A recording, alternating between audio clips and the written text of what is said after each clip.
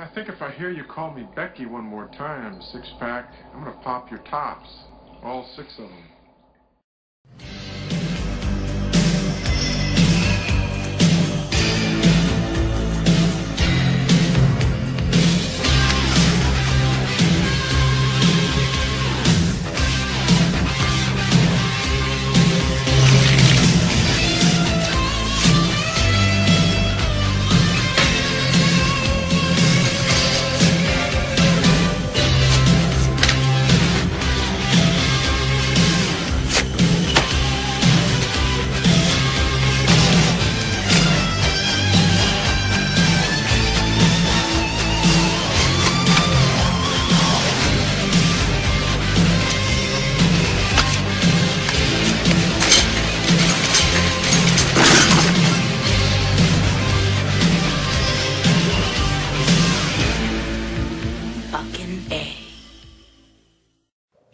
Hey folks, this is Matt once again, and welcome to another review. I know I'm kind of pumping these out pretty quickly, but that way you guys can check them out on your own time, whenever you guys feel like it, and if you don't, that's cool too.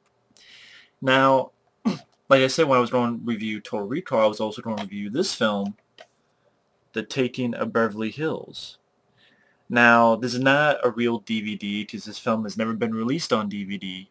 I think someone who watches my videos, he actually does like custom DVD covers. So they're I'm sorry, I forgot the person's name. So they made the cover, and then my friend Mike, OCBT Mutations, he has the Laserdisc version of this film. He actually uploaded on his channel, I believe it's Action Packed Cinema. He put it on. Could be wrong. It's the widescreen version of this. So Mike knew I was a fan of this movie, so he made me a DVD-R disc, and so I got to see a widescreen version of this film, and you guys can see it too. Again, it's uploaded on Action Packed Cinema, and it's sad that this film was never officially released on DVD. And I know there's another guy on here who sent me a message talking about how maybe there's a better picture quality of this. Well, for Mike, his Laserdisc is good picture quality. It's when you put that to YouTube or to a DVD-R, it's just natural. The picture quality at times, decreases. So that's how it goes. So it was fun watching this film again. I remember seeing this film ever since I was a kid. And actually, I had the, rip shirt, the VHS copy. The richest city in America, shut down, ripped off, and blown up.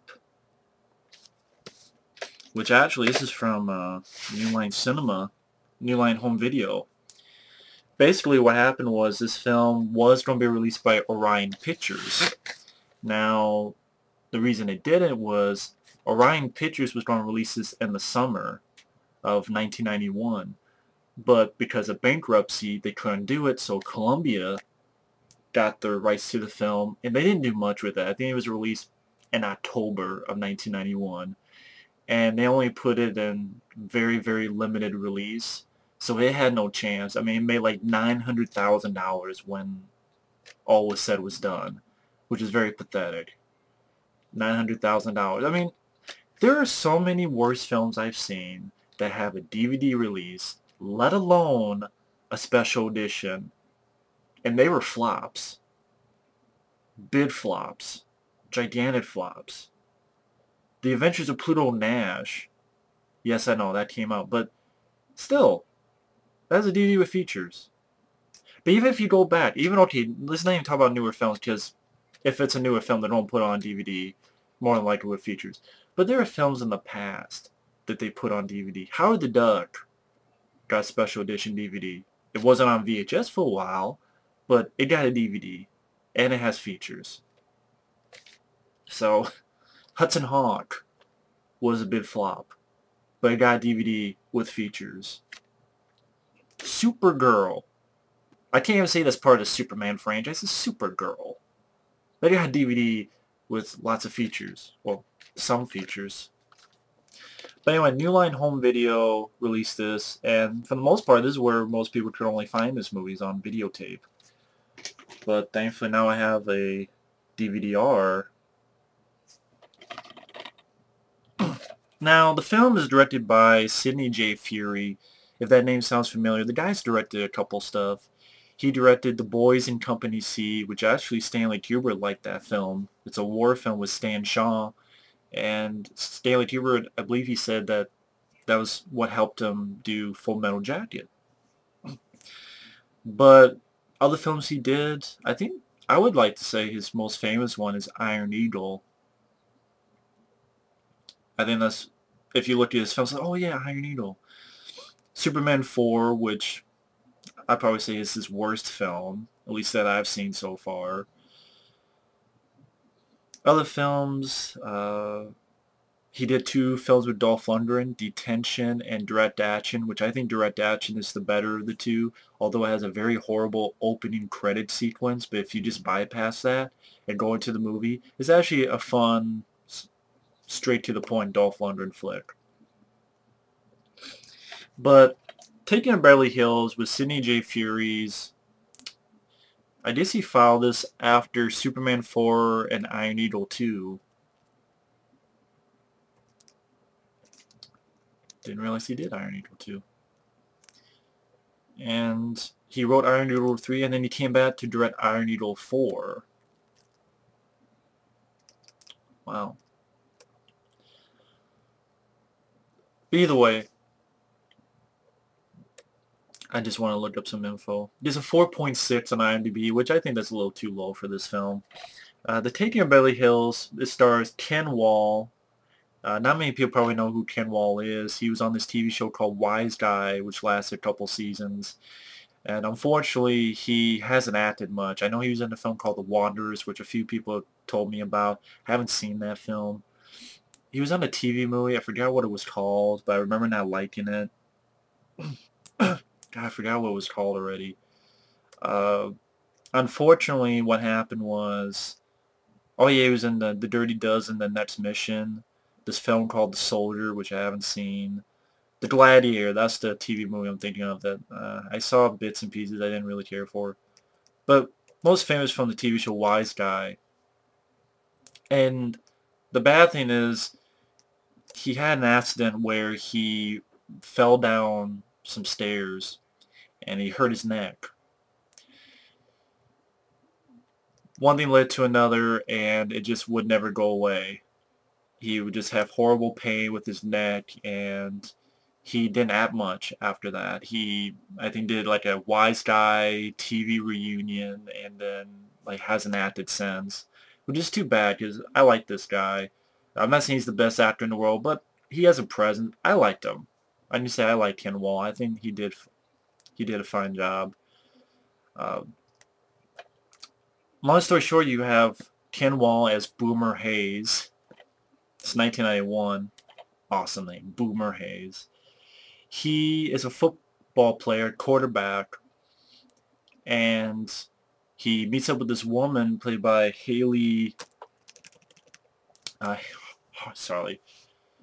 Jane Kozak. Harley Jane Kozak, she was also in Arachnophobia, among other films. And she kind of thinks he's a dumb jock, but he kind of woos her, and you find out that Ken Wahl is not just a dumb jock, he's actually a decent guy. He's not a jerk, he's not a jerk-off, he's not a sleazy guy. He's actually a decent guy.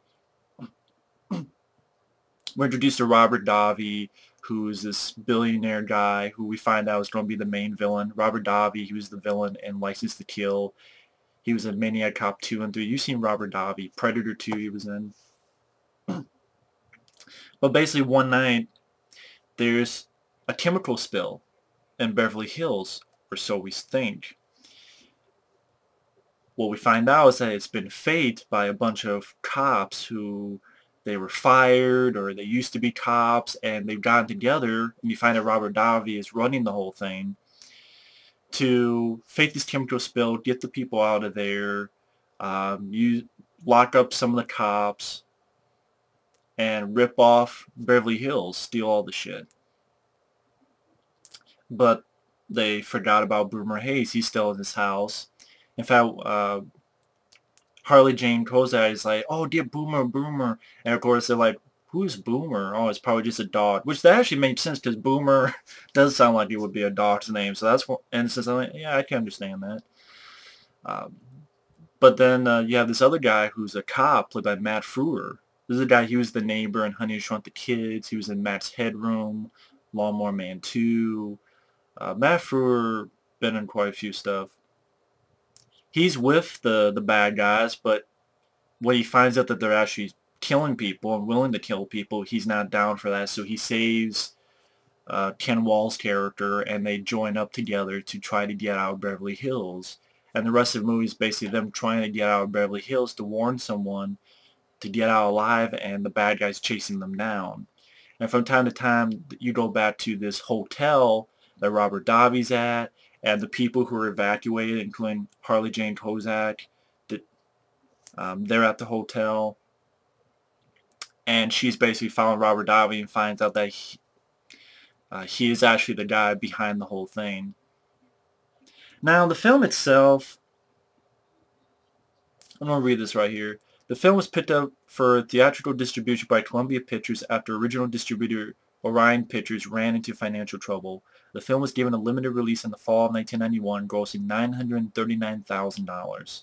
Despite Wahl's presence, I think because, Wiseguy was actually a big deal, due to rather lackluster advertising, the film bombed on its initial release, but later found an audience when the film was released on VHS.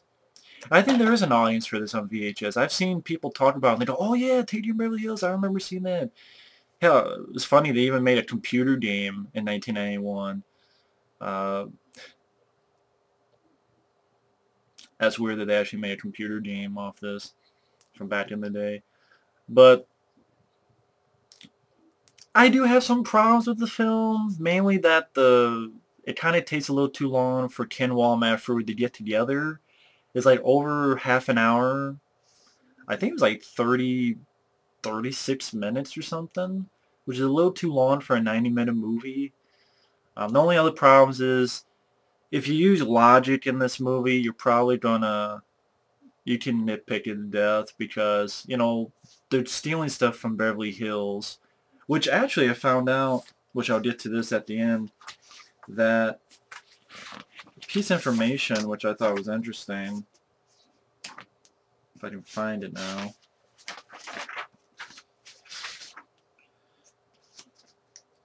That at this time, there are 128 officers in the Beverly Hills PD, but there is only one squad of police and a small fire department unit on duty in the entire city during the 2 to 7 a.m. shift. So I thought that was kind of interesting that there's only one squad of police. Kind of interesting. And this is actually from Lieutenant of Beverly Hills who said this. But what I meant by it is that they're trying to keep a low profile, but then you have this guy and this what's it called? Big fucking tank, pretty much. Let's see, it's a 38,000-pound Saracen armored car, customized to include a tank-like gun barrel and painted with SWAT decals. And you have this guy sort of chasing them down, blowing the shit out of most of Beverly Hills, and you think of George Clooney and from Dust to Dawn, low profile. You ever heard of the words low profile? But, it's like, okay, do I either want realism or do I want entertainment? And to be honest, in this instance, I want more entertainment. So, in this instance, I go with it because it's more entertaining this way. But I just spit that out because I'm sure there are people out there who see this and they'll probably think the same way. So it didn't bother me, but it'll probably bother you. Because if the film's entertaining, that's, very close to my heart. And I grew up with this film. I think that helps too. But so really the only two things is 36 minutes or so. It kind of takes a little bit too long. I think they could have gone to Ken Wahl, the football player, and Matt Frewer, the cop, getting together. They have a fun back and forth. Getting them together sooner. The only other thing is that it cuts back. Like, when it's with these two guys trying to get out of Beverly Hills, it's fun times. But then from time to time, it cuts back to the hotel, and like you have the chief of police, played by Lyman Ward, who was the dad in Ferris Bueller's Day Off. He was also in that movie Creature. Him trying to talk to this EPA guy, but he's really EPA guy's working for Robert Davi. Or it's the woman, Harley Jane Kozak, following Robert Davi and finding out his plans. Really wasn't that interesting. Robert Davi does a good job. It's just her following Robert Davi in the hotel. It's not really that interesting to me. It really isn't. All I'm thinking is, okay, can we get back? Like, the actors do fine. It's just, can we get back to these two guys running because it's more fun? And then when it gets back, I'm like, okay, this is fun. So, I'm not going to say it's a perfect film, but I will say it's an entertaining film, and here's why. Again, I think Ken Wahl does a fine job. I think he does fine enough. I like that his character doesn't like guns. He uses football talents. Like, someone drops a bomb by him, he takes it and he throws it right into the back of this guy's truck and blows it up. When him and Matt Frewer being chased by this armored car, he fakes and tricks the guy into driving through a wall into a pool, and Ken Wahl goes, "Touchdown, asshole!" See, once in a while I use that in a review because I love that, like, "Touchdown, asshole!" So I like the fact that he doesn't like guns. He doesn't use guns. He uses like Molotov cocktails. How can you hate a movie, for me, from the early 90s that has Faith No More song Epic playing, and you have a football player character throwing ninja stars at cops, corrupt cops, who get hit and flip their cars into buildings and it blows up. And it's all practical. I gotta say, they built a lot of this. None of this was filmed in Beverly Hills. It was in Mexico City, actually. It was a gymnasium. Let me see. The site chosen for the set construction was a huge, uncompleted sports facility in western Mexico City called the Ciudad Deportiva. Property included an unfinished gymnasium, some empty warehouses, scores of soccer and baseball fields, and a large empty field that was perfect for their construction plans. So they built, and it looked fine. I mean, granted, I haven't been to Beverly Hills too much, but it looked fine. And the fact it was in Mexico City, wow, like, couldn't tell the difference, at least to me. And a lot of the fun in this is when Matt Frewer saves Ken Wahl, they're being chased by this guy in this tank, and it's blowing the shit out of houses. They're running, it's blowing the shit out. This house blowing the shit out. That house. And it's like real houses getting blown up. This is not like, didn't look like models. It was way before CGI and stuff. I'm like, wow, look at this fucking destruction. Always did, the Ken Wahl gets Molotov cocktails and throwing it at cars. And again, great soundtrack. You got Unbelievable by EMF, and Money, Money, Money. That's when they're taking the money from Beverly Hills. You got in action sequences. You got Black Cat by Janet Jackson. I mean, that song. Look at that song, Black Cat by Janet Jackson. And the good guys are being chased by the bad guys. One guy has a fucking flamethrower on the back of the car trying to hit our heroes, and they're having a chase scene in a parking garage, up and down, while that song Black Cat by Janet Jackson is playing. I'm like, this is pure 90s. I love it. Just very entertaining. Great soundtrack. Practical action, explosions, fire. This is what I miss in movies. It really is. A lot of great stuff where, like, the good guys crash, and then crash, like, through this building, and then they think everything's alright. Okay, wait a minute. Don't move. And then it crashes right through the floor again. I thought Matt Frewer, like Ken Wahl, I said good things, but Matt Frewer has some good lines. I thought he was very funny, Matt Frewer. Like, one guy says, I'll drill you, if you, right where you stand. And Matt Frewer says, is this a gay thing? And is that a gay thing? Then he's making fun of the guy, Matt Frewer, and he's like, guy must have been a test tube baby. probably tell by the shape of his head.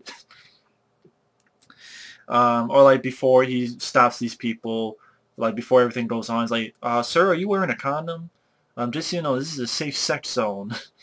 Like, Matt Frewer pulls it off better, and him and Ken Wahl again have a good back and forth. There's entertainment factor with Ken Wahl and Matt Frewer just running away with guys coming after him, blowing the shit out of houses, lampposts, trying to escape. They try to get this car, and they're shooting at it, and all the cars are blowing up in the... why am I not thinking of the term? Where you buy the cars at. Why am I not thinking of the term? Auto place. So again, like this I think it was a Rolls Royce type of vehicle. And again, there's just very entertaining action sequences, a great soundtrack, and 2 likable leads. That's really why I enjoy this film. You know, I enjoy the scene where, just like I said, the Epic's Faith No More, he's throwing ninja stars, hits a guy, and like they're running away, and it flips over right into the building, the whole place explodes. There's a guy who's been chasing before, you know, guys talking shit about football, so Ken Wahl finds like a brick and throws it right into the guy's face. He's like, I hate guys who hate football. It's just entertainment value. And at the end, like, Matt Frewer and Ken Wahl commandeer the armored vehicle, and they crash into Robert Davi's mansion, where he's holding the Ken Wahl's woman. And like Ken Wahl is fighting Robert Davi and gets like some device. I don't know if it's part of the stuff that, because Robert Davi's character, he kind of like has asthma or something, like, so I don't know if it's something to do with that, but he's like stabs the Robert Davi and like punches it, so like, I don't know, it punches air into his lung or something like that. I don't know. That's why I think like got into his lung and like punched air into it. I'm not sure though. Fun song at the end by I think Sheena Easton. What comes naturally. This is an entertaining movie. It's a fun film. Leave, you know, the logic may not be the best, and maybe it takes a little too long to get started, and to be honest, I'd rather prefer just not going back to Harley Jane Kozak and Robert Davi. I just might rather stick with these 2 guys, because it's like, okay, it kind of breaks the flow of the film. But fun film, entertaining film. I've seen so many worse films get DVD releases, special edition DVD releases. You know, I think if Terror Train and The Funhouse can get special edition DVD, this can at least be on DVD, like official DVD for fuck's sake, instead of a DVD-R. People should not be, oh, I can buy this or the Laserdisc. That's ridiculous. You have fun action sequences. They use the budget to good effects, great soundtrack, 2 likable leads. Yeah, I mean, it's not perfect. There's stuff I think could have been done better, but it's not a bad movie at all. It's an entertaining film. It's a fun film. And the thing I was going to show you, I showed this before, is a friend of mine actually got me this because he knew I was a fan of this movie. And basically when the film was coming out, I guess in the premiere, they would give this out to people. So it's like kind of a piece of history, which is cool because again, I'm a fan of this movie because it's just fun. It's entertaining. It's fun. It's not perfect, but you know, it has a lot of good stuff to it. It has some good action scenes. It has Ken Wahl and Matt Frewer play off each other well. I like the idea of the plot, ripping off Beverly Hills, faking this this chemical spill. Basically has production information, which actually this doesn't tell a whole lot. It doesn't really tell a whole lot about the production of the film, really. It's just, hey, I thought, yeah, this guy was good. And pretty much what I mentioned, like where they filmed, using that 38,000-pound armored car.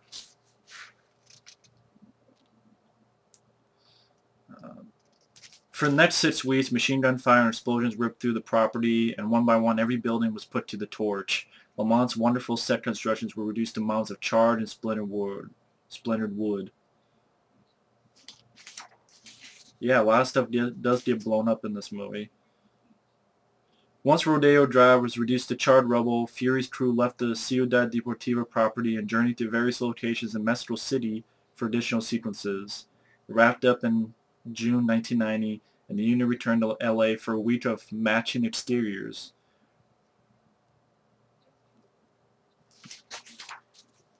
They just talked about the cast. Ken Wahl talks about how it was fun making the movie. Matt Frewer, just basically what these people have done. They talk about their characters. I mainly just go through who made the film. And they have a lot of these, like, just showing the credits. Kind of like you see at the end credits of the film. And then you actually have this, which is pretty cool. You have pictures. You have Ken Wahl. This is actually the scene where he puts him down and uses one of these to hit the guy in the face, killing him. Because he is a football player. I hate guys who hate football. That's a more up-close shot of it. This is probably one of the more famous stills. Our two heroes.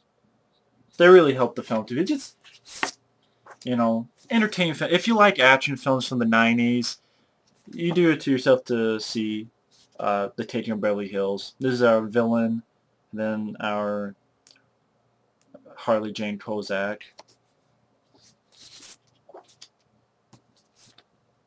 Matt Frewer, I think he's pretty funny in this film. I'd probably say his best role, to be honest. Boomer Hayes and his woman, or soon-to-be woman. But she plays a good job. She's not just a dancer in distress. She plays a strong role. Robert Davi as the villain. Ken Wahl as our hero. It's too bad he didn't go on and do too much. One of the many action sequences. Again, a lot of stuff gets blown up. It's all practical, which I miss nowadays. I mean, these are the films I grew up with as a kid. It really is the case. And I want to thank my friend Mike, OCB Communications. He sent me this as a gift because he knows I'm a fan of the movie, so that's very cool. But I don't know what more I can say about this. I would love to put footage up, but because of the soundtrack, it gets copyrighted. So check out Action Packed Cinema, and you can see the film right there. Since this film is not on official DVD, I hope so. If it does, I would love to grab it. See what the picture quality, or hell, a Blu-ray of Taking of Beverly Hills. If they did a Blu-ray Red Scorpion, who knows? But I doubt it. But it's a shame. I mean, someone should find this. And well, The Perfect Weapon. I never thought The Perfect Weapon would have a Blu-ray, but it did. So this deserves it too. If you're an action fan, I think you deserve to give this at least one look. I think you'll be entertained. And when you watch action movies, at the end of the day, isn't that what you want, to be entertained? So I'll say it one time. I've said this like 3 times before, but the scene I remember the most as a kid is that song Epic from Faith No More. When, cars blowing up, these two guys running away from flipping cars, explosions, throwing ninja stars at people. I'm like, that's not my kind of movie. It's my kind of flick. But either way, thanks for watching. Take care. Later.